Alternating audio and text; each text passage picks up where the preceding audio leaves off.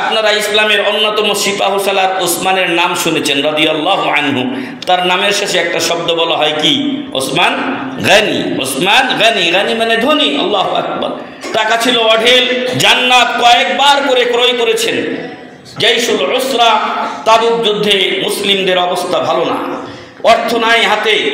ওই সময় উনি প্রায় 300 উট আর সম্ভবত 50টা ঘোড়াকে, তার জিন পোষ যা কিছু লাগে, তার যোদ্ধার জন্য তরবারি যা কিছু লাগে সবগুলো তিনি প্রস্তুত করে দিয়েছিলেন। সুবহানাল্লাহ। এরপরেও রাসূল সাল্লাল্লাহু আলাইহি ওয়াসাল্লাম বলছে যে তোমরা দান করো, কারণ উনি তো দান করছেন ওনার সামর্থ্য অনুযায়ী, কিন্তু অন্য লোকদের কাছে তো তেমন একটা নেই, যার ফলে দানটা তারপরেও কত আর দান করে ছাড়বেন।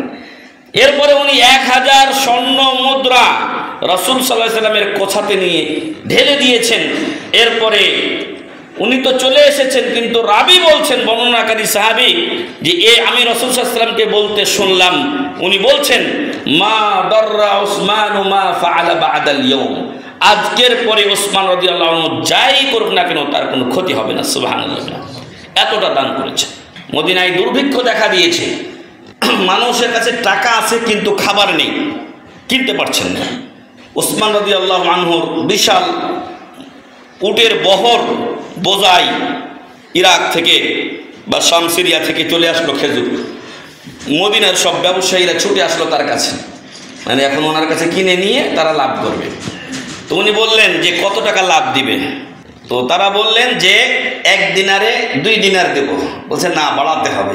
এই করতে করতে তারা 1 দিনারে 4 দিনার পর্যন্ত দিতে রাজি হয়েছেন। মানে আপনি 1000 টাকা দিয়ে কিনলে আপনাকে আমরা 4000 টাকা দিয়ে মালটা নিয়ে নেব। উনি বললেন যে না, আরও বাড়াতে হবে। তো ব্যবসায়ীরা বললেন যে আমরা হলাম মদিনার বড় বড় ব্যবসায়ী, আমরা আপনাকে 4 টাকা লাভ দিতে চেয়েছি, 1 টাকায় 4 টাকা দিতে চেয়েছি, আপনি দেবেন না। কে এমন আছে যে আপনার কাছ থেকে এগুলো আরও বেশি লাভ দিয়ে নেবে?